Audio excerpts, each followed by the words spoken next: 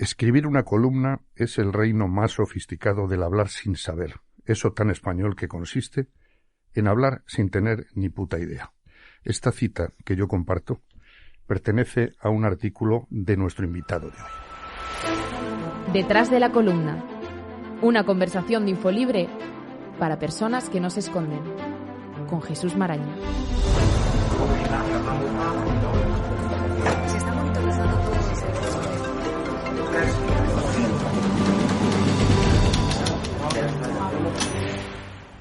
Hola, soy Jesús Maraña, director editorial de Infolibre. Bienvenidas, bienvenidos a Detrás de la Columna, un podcast en el que conversamos de vez en cuando con columnistas y analistas de nuestro periódico, pues para conocerlos mejor, para escuchar sus reflexiones sobre estos tiempos acelerados en los que el pensamiento crítico es más importante que nunca si queremos tener herramientas fiables para formarnos una opinión libre sin distorsionar la realidad.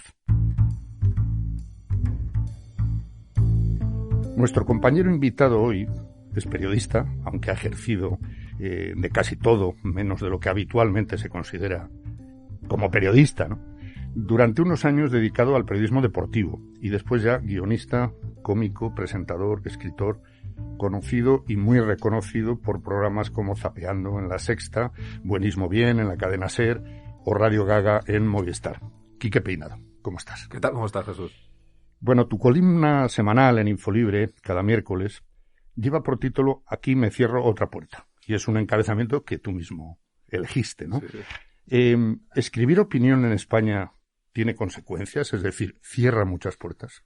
Hombre, expresar tu opinión en general, por lo menos en los que trabajamos de cara al público, ¿no? Y se supone que nos tienen que pagar empresas, multinacionales, marcas, etcétera, pues evidentemente tiene consecuencias y esto es innegable. También es verdad que yo de lo malo en Infolibre me pagan, con lo cual las opiniones que podría expresar gratis, por lo menos ese dinerín que me llevo, ya compensa un poco lo que pierdo por otro lado, ¿no? Pero sí, yo me llevo, desde que empecé en esto hace 8 años, yo me llevo cerrando puertas casi de manera como con mucha disciplina, ¿no? O sea, yo me levanto, me cierro una puerta y luego ya empiezo a trabajar. Sí, es que ejercer el periodismo, sea informativo, sea de opinión, si se ejerce, pienso yo, si se ejerce de una manera honesta y sin darle vueltas a esas consecuencias, efectivamente no se recibe muy bien en este país, ¿no? Yo creo que no. Es decir, a ver, por un lado, pues ganas, ¿no? Pues ganas, pues a lo mejor el aprecio de cierta gente, ¿no? O ganas, yo gano en salud mental personal, pero si hablamos de dinero, desde luego no es buen negocio. Es bastante mejor negocio ser una figura mucho más neutra. Yo desde luego creo que ya tendría pagado otro piso si me hubiera callado. Bueno, pues echemos un vistazo detrás de la columna. Porque lo que es evidente es que no podemos normalizar que tantas personas necesiten pastillas para poder dormir o para poder levantarse y vivir. Tampoco podemos normalizar que el trabajo produzca ansiedad. No podemos normalizar que el sufrimiento se viva en soledad, ni tampoco que los cuidadores y cuidadoras de las personas que sufren también se sientan solos. Bueno, abríamos este podcast con una cita tuya, de uno de tus artículos, donde decías aquello de que escribir una columna equivale a eso tan español de hablar sin tener ni idea. Y a mí me interesaba resaltar de arranque que tú estás procurando desde el principio, y lo haces yo creo que en todas tus facetas, esquivar ese tópico, ¿no? Y hablar de lo que uno sabe o tiene experiencia o puede aportar algo. Y esto ocurrió en el asunto de la salud mental. Ese corte que hemos puesto del presidente del gobierno pertenece a un acto que se celebró en Moncloa hace varias semanas y al que tú fuiste invitado y hablaste de la salud mental y de ese debate que ha empezado a abrirse en este país por fin sobre un problema que afecta a tantísima gente, ¿no? ¿Está sirviendo ese debate?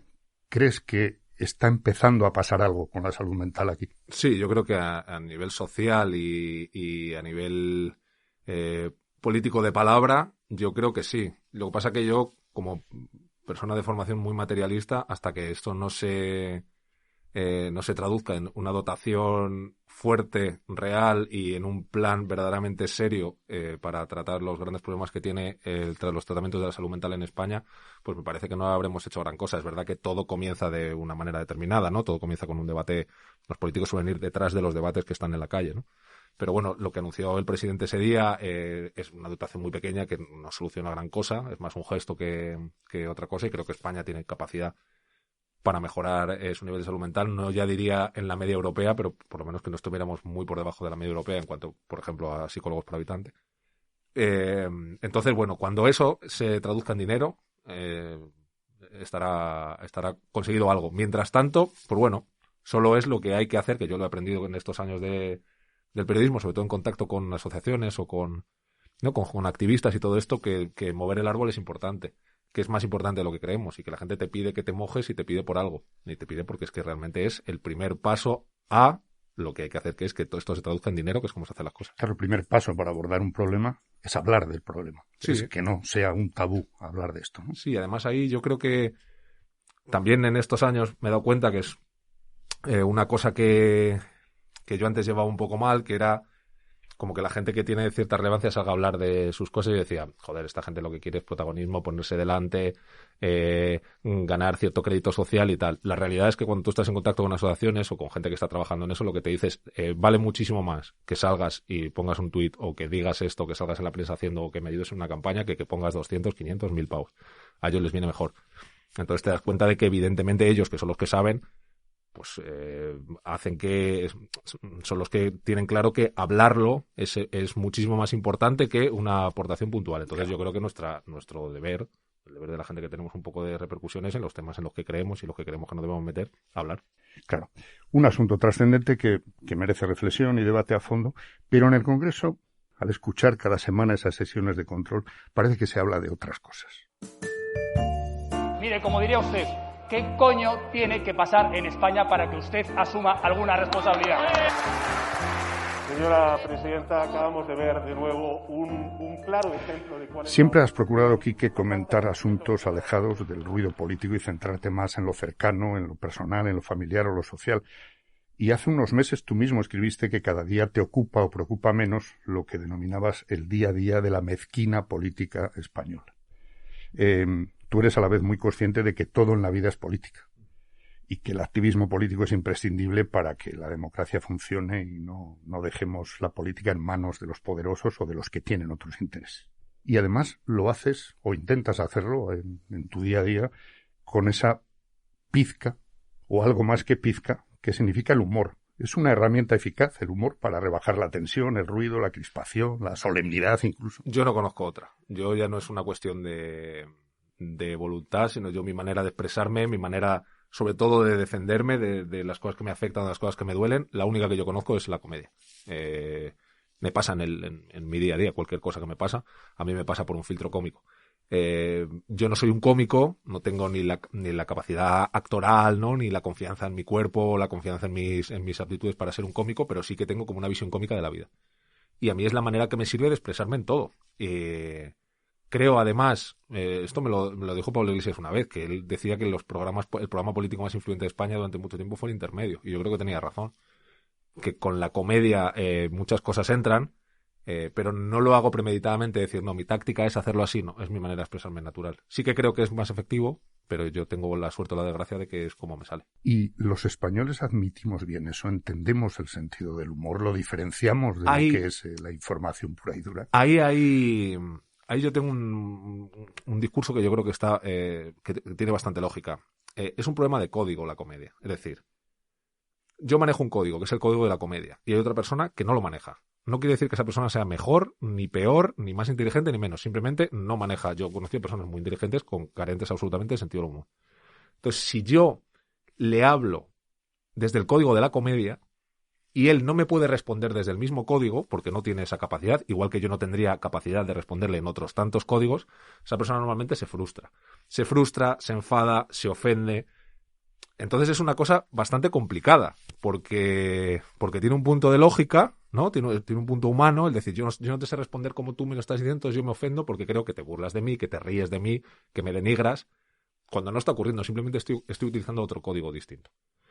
Entonces hay que tener mucho cuidado con la comedia. Creo que la tenemos que defender y sobre todo lo que sí tiene que pasar es que en España no se pene más a quien habla desde el código de la comedia que a quien habla desde otro código. Es decir, tú puedes decir ojalá os vuelvan a enterrar en las fosas con vuestros abuelos y no pasa nada.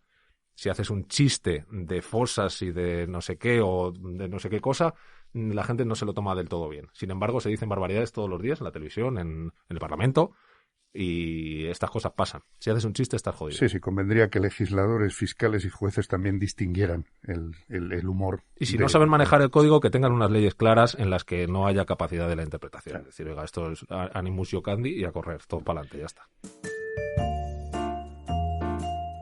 Uno de los rasgos más interesantes, a mi juicio, de la realidad digital es este diálogo permanente que tenemos con los lectores, que tiene sus pros y sus contras y en el que hay que dedicar tiempo y seleccionar el humo de la paja, ¿no? Socias y socios de Infolibre comentan libremente los artículos y a menudo abren interrogantes, hacen reproches o proponen miradas alternativas, ¿no? En un artículo reciente tuyo, tú advertías del deterioro de la sanidad pública en Madrid y de la posibilidad de que ese deterioro esté siendo intencionado con el objetivo de engordar el negocio privado entre quienes se lo puedan pagar. Un socio o socia que firma Larry 2 compartía esa preocupación y especialmente la identificación del patriotismo que tú hacías con quienes pagamos los impuestos que nos corresponden. Pero algún otro socio, como más segoso, te reprochaba educadamente que hubieras caído, supuestamente, aunque fuera de manera momentánea, en esa trampa que se tiende desde el neoliberalismo para hacernos precisamente dudar de lo público. Claro, pues yo lo reconozco, tiene toda la razón. Y yo lo reconozco y me sienta mal. Y yo lo que quería reflexionar es, si una persona como yo, militante casi, muy ideologizada, defensora de lo público hasta el máximo, con una cierta formación política, muy preocupada de estos temas, yo hubo un momento que me cabré y dije, ¿para qué cojones estoy pagando impuestos? Si me tengo que gastar 300 euros porque un niño de la clase de mi hijo, el pequeño, ha dado positivo, si yo he tenido ese pensamiento, ¿qué pensamiento no tendrá cualquier persona que no esté tan metida en política, que tenga otras cosas en la cabeza, que viva otras cosas de la vida diferentes? Es decir, lo que yo quería reflejar ahí es qué potente es lo que están haciendo, que puede abrir grietas hasta en la peña más... Evidentemente a mí se me pasó al segundo. Pero ese cabreo del momento, decir, anda a tomar por culo esta gente, hombre, que... ¿Sabes? Claro. Pues creo que es una manera de hacernos reflexionar de que la batalla es muy dura, de que la están ganando y de que ya la ganaron en la educación y que, bueno, tiene pinta de que como la ganen en la sanidad, pues vamos a tener un problema muy serio, sobre todo por una cuestión que a mí me obsesiona, que es, si tú estás maltratando permanentemente a la gente que trabaja en la sanidad, y la gente tiene que tener, o sea, por muchas vocaciones que tenga, tiene que tener una perspectiva laboral. La gente va a dejar de estudiar para ser médico, va a dejar de estudiar para ser enfermero, va a dejar de estudiar para lo que necesitamos que nos cuiden. Entonces es que el día de mañana, ¿qué vamos a hacer? ¿Vamos a estar trayendo médicos de Cuba? ¿Qué vamos a hacer?